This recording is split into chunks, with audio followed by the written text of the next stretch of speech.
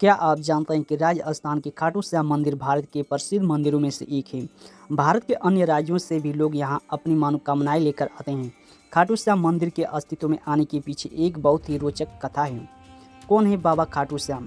खाटू श्याम असम में भीम के पोते और घटोत्कच के बेटे बर्बरिक हैं। इन्हीं को खाटू श्याम के रूप में पूजा जाता है। बर्बरिक में बचपन से ही वीर और महान योद्धा के गुण थे और इन्होंने भगवान शिव को प्रसन्न कर उनसे 3 अवैध बाण प्राप्त किए थे। इसी कारण इन्हें 3 बाणधारी भी कहा जाता है। क्या है मान्यता, आइए जानते हैं। इस मंदिर की एक बहुत ही खास और अनोखी बात प्रचलित है। कहा जाता है कि जो भी इस मंदिर में जाता है इसे बाबा श्याम का हर बार एक नया रूप देखने को मिलता है। कई बार लोगों उनके आकार में बदलाव नजर आता है। बर्बरिक कैसे बनी खाटू श्याम? महाभारत के युद्ध के दौरान बर्बरिक ने अपनी माता अहिल्यावती के समक्ष इस युद्ध में जाने की इच्छा प्रकट की। जब माँ ने इसकी अनुमति दे दी तो उन्होंने माता से पूछा, मैं युद्ध में किसका साथ दूं?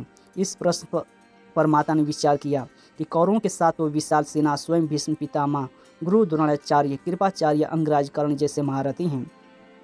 इनके सामने पांडव अवश्य ही हार जाएंगे। इसलिए उन्होंने बर्बरिक से कहा कि जो हार रहा हो तुम उसी का सहारा बनो। बर्बरिक ने माता के वचन दिया कि वह ऐसे ही करेंगे और वह युद्ध भूमि की ओर निकल पड़े। भगवान श्री कृष्ण युद्ध का अंत जानते थे, इसलिए उन्होंने सोचा कि अगर कौरवों को हारता देखकर बर्बरिक कौरवों के साथ देने लगे तो पांडवों का हारना निश्चित है। तब श्री कृष्ण ने ब्राह्मण का वेश धारण करके बर्बरिक से उनका शीश दान में मांग लिया। बर्बरिक सोच में पड़ गया कि कोई ब्राह्मण मेरा शीश क्यों मांगेगा। यह सोच उन्होंने ब्राह्मण से उनके असली रूप के दर्शन की इच्छा व्यक्त की। भगवान श्री कृष्ण ने उन्हें अपने विराट रूप में दर्शन दिए। इस पर उन्होंने अपनी तलवार निकालकर श्री कृष्ण के चरणों में अपना सिर समर्पण कर दिया। श्री कृष्ण ने तेजी से उनके शीश को अपने हाथ में उठाया, एक अमृत से सींचकर अमर कर दिया। उन्होंने श्री कृष्ण से संपूर्ण युद्ध देखने की इच्छा प्रकट की, इसलिए भगवान ने उनके शीश को युद्ध भूमि के समीप ही सबसे ऊंची पहाड़ पर सुशोभित कर दिया, जहाँ से बर्बरिक पूरा युद्ध देख सकते थे। क्या आप जानते हैं कि खाटू श्याम कैसे बने हारी का सहारा?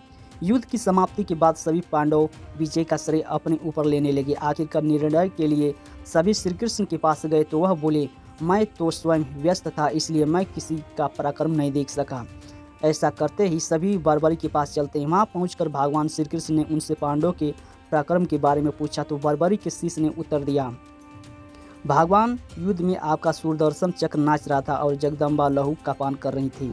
मुझे तो ये लोग कहीं भी नजर नहीं आए। बर्बरिक का उत्तर सुन सभी की नज़र नीचे झुक गई। तब श्री कृष्ण ने उनसे प्रसन्न होकर उनका नाम श्याम रख दिया।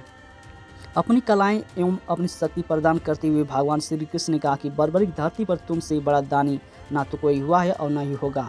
माँ को दिए गए वचन के अनुसार तुम हारने वाले का सहारा बनोगे। लोग तुम्हारे दरबार में आकर जो भी मांगे उन्हें मिलेगा।